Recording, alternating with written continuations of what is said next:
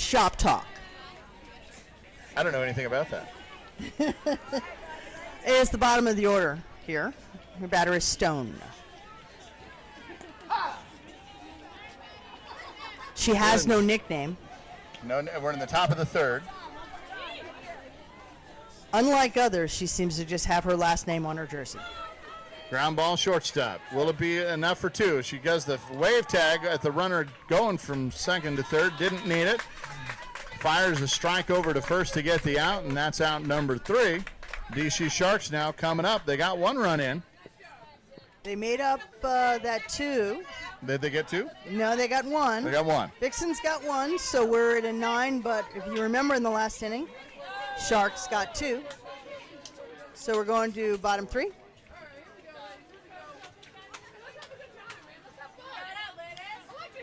So again, sound off Facebook. We want to know who you got. Are you rooting for the Sharks or the Vixens? Our umpire for this game is Charles Urich. He is from Dallas, Texas. So if you know Charles, say hi to him on Facebook. He'll be happy to go back and watch this game later on. Again, the leagues that are represented here, the San Francisco Gay Softball League, that's the FSGSL, and the CAPS Softball League, that's Capital and Potomac Softball League. What is that? I believe it's Chesapeake. Chesapeake and Potomac Softball League. Tony's going to kill. He's going to see me later tonight, and he's going to kick my hind for that. Chesapeake and Potomac Softball League, that's CAPS. So these are the 2 leagues here today. There's a shot in the 5.5 hole.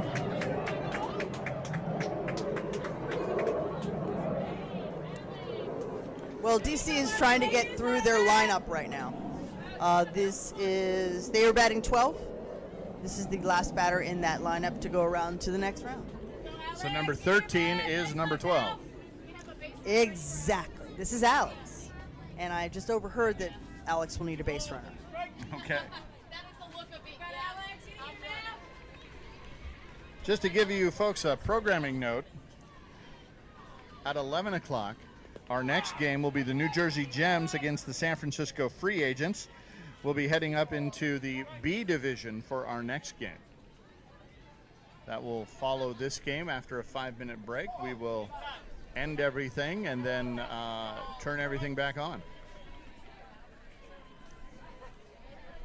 We have a lot of things to talk about this weekend. There's a ground ball. That's going to get up the middle past the glove of the second baseman. And number 45 is going to get to second, and runners at first and second now. And they swap out the runner as Roz had predicted. I'm clairvoyant. You are. I thought you were Roz Bug, not clairvoyant. I've changed my name occasionally. Yes, we're at the top of their order. Last time this batter was up, she did get a hit. So again, our score check. You can see it on the screen. 8-2. Is that right? 9-2. It is 9-2. 9-2.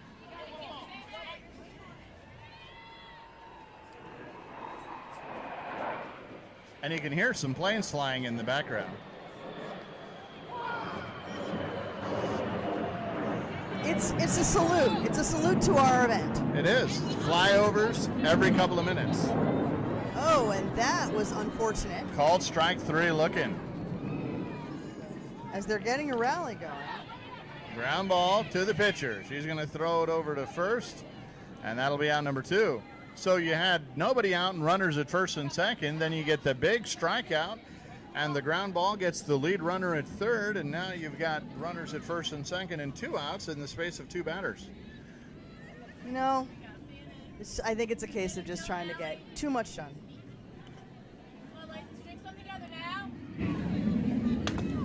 Ground ball right past the glove of the pitcher. She got a glove on it, but she's not going to have a play. Too much speed on the bases, and that presents an opportunity for the number 5 batter. Number 4 batter. And that's kind of how you draw it up. You want the cleanup batter coming up with the bases loaded. Here's an opportunity to climb back into this score. Some nice heads-up play by the second baseman. Didn't give up, just got to that base. Make sure to cover. Kept this inning alive. Ground ball shortstop. Fields it cleanly, fires over to second, and that's the third out. So no runs come across. The run that came up to the plate did not count on the force out, so it stays 9-2. So I was saying we've got a lot to talk about this weekend as we're here in the ASANA Softball World Series in Virginia Beach. First, I want to clarify why you're hearing so many planes. We are a stone's throw away from a major military installation that has an awful lot of planes. I'm gonna get name checked here. I think it's called the Oceana Naval Air Station, and it's just right around the corner from where we're at. So you'll hear a lot of taking off and landing and flying over. You know, I thought it was a cross-promotion sponsorship from Top Gun Maverick, but I'm going to talk to the people at ASANA and see what I can do about making sure we do these kinds of, we take these opportunities and grab them. You know, we are in, the Cloud Sports Network is home based in San Diego, where Top Gun was, where it lived. We had the top of the order. They don't call it that anymore. No, top of the order for Vixens. We're in the top of the fourth inning. Is that right? That is what I have. Top of the fourth.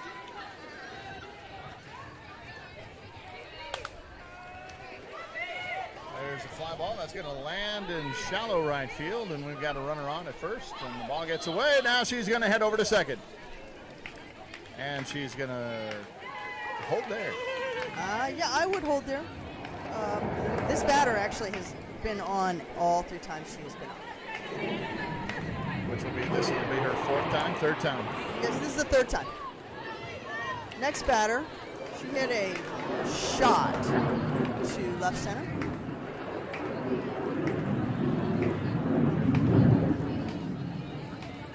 That call is going to be called illegal. Now to explain that in this league, as is most of the case in USA softball, the ball has to travel at least 6 feet in height and no more than 12 feet in height. So the umpire, by calling it illegal, is saying that it didn't meet that threshold, and so in this case, it didn't meet the 6 feet threshold. It's also kind of hard right now with all the wind that we have happening. That is true. There's a fly ball, right center field. She's going to field that cleanly, come up throwing, runner's going to tag and get to third, and that's out number 1. And you're absolutely right. I don't know what position did you play. I was catching. You were catching. So I've been pitching for, well, longer than I'm going to admit on a broadcast. And I can tell you that the wind really will just wreak havoc on you. And it's blowing from left to right at the moment and kind of in. And so when I say in, I mean it's blowing from the outfield to the infield, but there's a crosswind, so it's really kind of blowing from shortstop over toward first base. And the right fielder makes a spectacular play. There is a collision there. Both players seem to be okay. The right fielder is still down, however. But we did have a run score. A run did score. I've seen that. That's the coach's night. Yep. I coach and I see them coming, and all I'm doing is yelling, Somebody call call it. Or even that, throw the ball in. That's the other thing I go with. Because simply they didn't understand the situation to bring the ball in. The runner scored. Yeah, the runner was going to score from that anyway. Pretty much. So a run score, so it's now 10. Next batter is English, or Ingles, as she has on the back of her shirt. Outside corner. 2 balls, 2 strikes. She walked the first time she was up, just catching people up, and but did sink in her last inning. Ground ball short, fields it cleanly, fires a strike over to first and gets her. That's well done. All right. So I will tell you, I'm impressed with the condition of the field. With as much rain as we got, especially driving in this morning. The infield looks really good, and it's playing very true. Not a lot of tricky hops. Well, I think out here, I'm originally from Philadelphia, in this area, and when they build fields out here, they're built for rain, especially a beautiful complex like this. We are at the Princess Anne Athletic Complex. There's, I don't know who Princess Anne is or why they called it that. She seems to be a very important person here. There's a lot of Princess Anne material happening. Okay. We'll have to look at we'll have to come back to the viewers tomorrow. We will. Well, I'll do some research this evening on the importance of Princess Anne.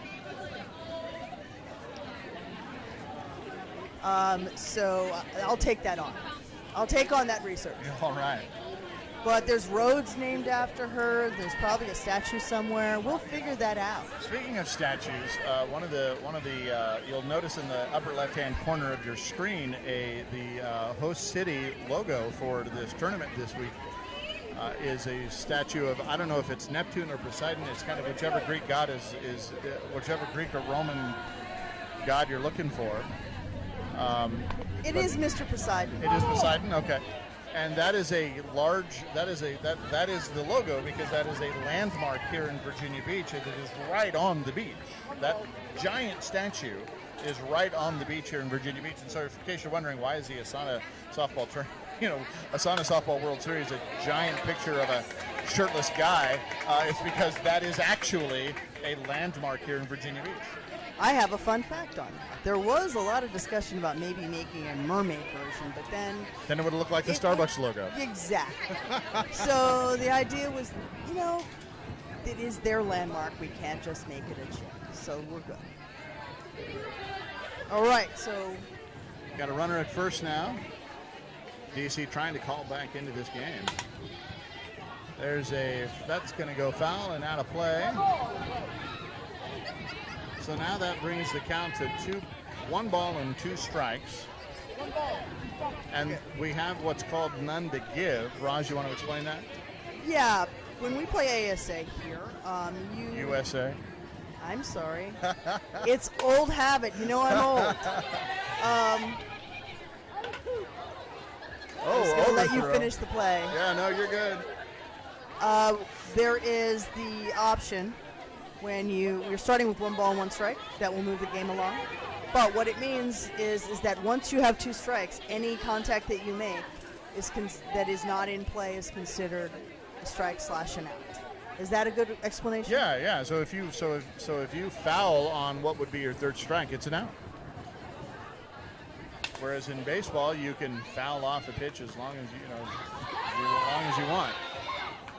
They're going to get that out at second on that pop-up in the infield. Really nothing the runner could do there. You have to stay because that ball looks like it's going to get caught. Really nothing you can do. Kind of caught out there in no man's land.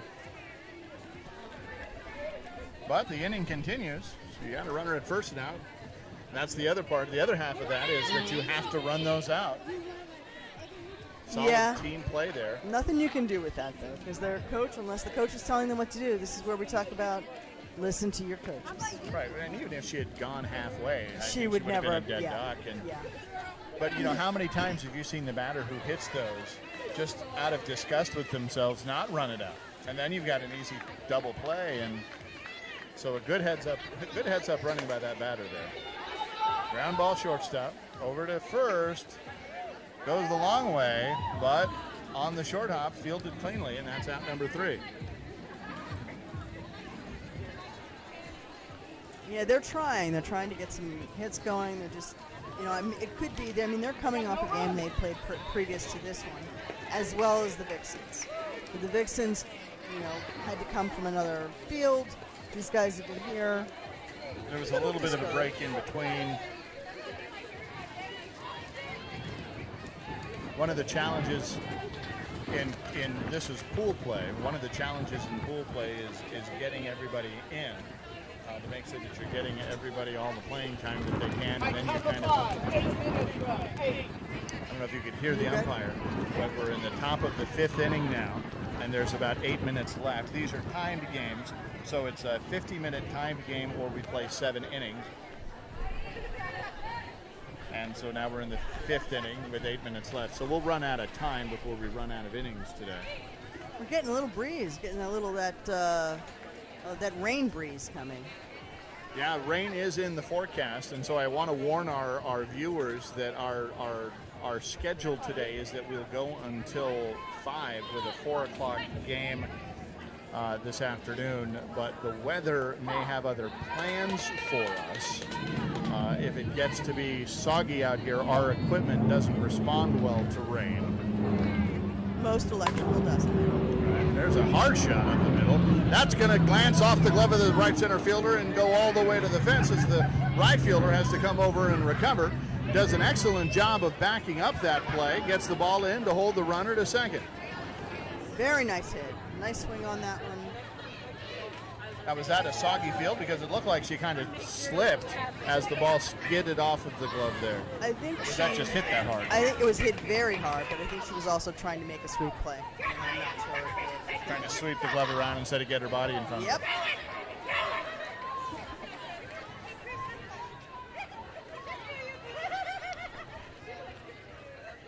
This is Nevada, number 39. Line drive, left field. Fielded on the one hop. She's going to try to get the runner at third. I mean, you had to get the ball in, so you might as well try to get an out. True, I'm not sure. As a coach, I like to say, hit your cut. Yeah, you're going to hit your cut on that. I mean, she was close enough. She could have ran it in, but in that case, at least take a shot. That's true. You were going to hold the runner to first there, so. Now we've got runners at the corner, though. Still nobody out. Fly ball, shallow. That's dropping. No man's land. Are they going to get the out at second? They will not. Not in time, but the run scores. That makes it 12. But we do know that DC does get its last at-bats, either way. Yeah. DC is the home team. There's another flyover salute coming. I think I just heard danger zone.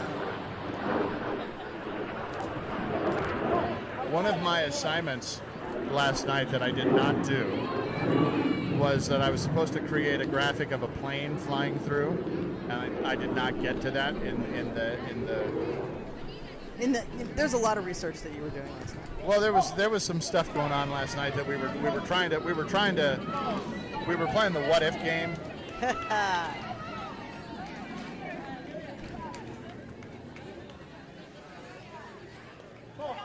We will be also broadcasting. We'll be recording the Hall of Fame broadcast tonight, event tonight.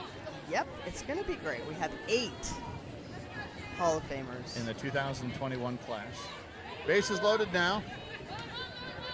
4.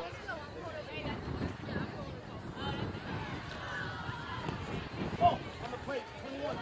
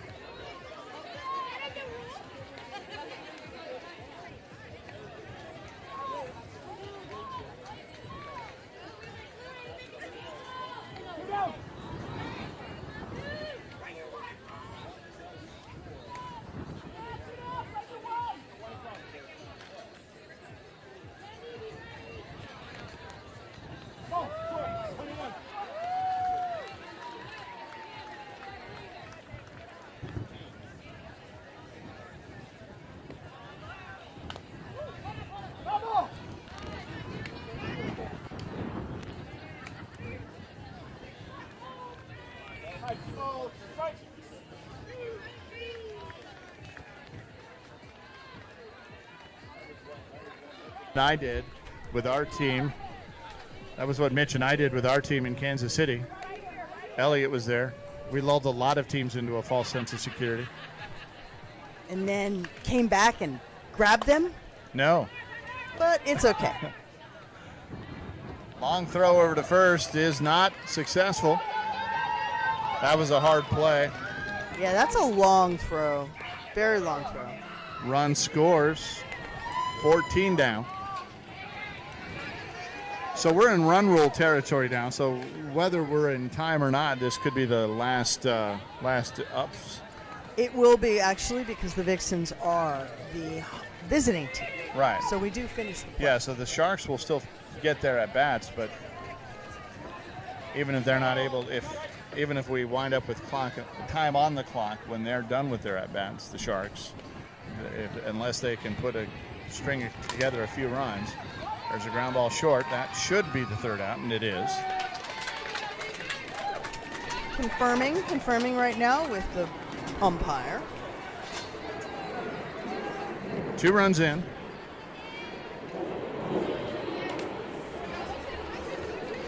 We'll double check. So, in all of your planning last night, it was the contingency planning across the board, correct? On what to do, how to do it? Contingencies and contingencies and contingencies. Top of contingencies, yes. There was some... Oh, we were checking with the umpire right now on that score. I can do that for you.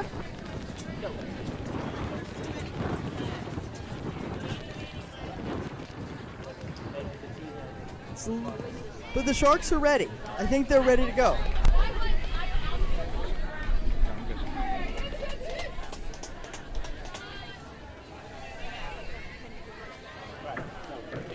We'll come up with a score update here just to make sure that we've got it right. We've been kind of keeping track. Our own score. 1 minute.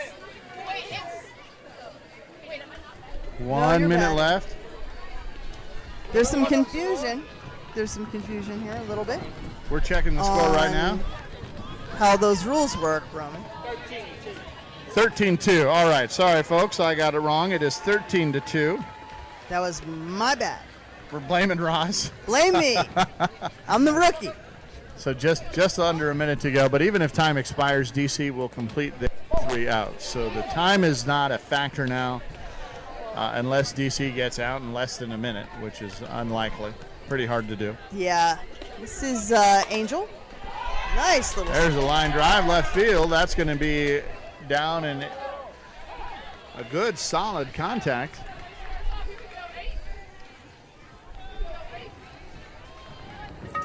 Number 8, last time. Actually, little pop that was caught. But in the previous game, I did see these guys come back and continue to hit and continue to get They some did runs. string together quite a few, yeah. So again, time has expired. We'll complete the inning. That basically means the home team gets to finish their at-bats unless they were ahead, which they're not. Here's a ground ball to first. They're going to try to get 2. They get the lead runner at first, or at second. The runner is safe at first on no return throw.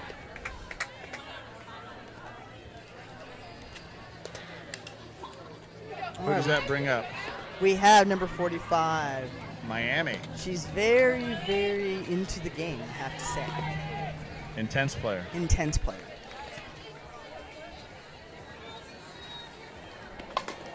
Ground ball. Shortstop.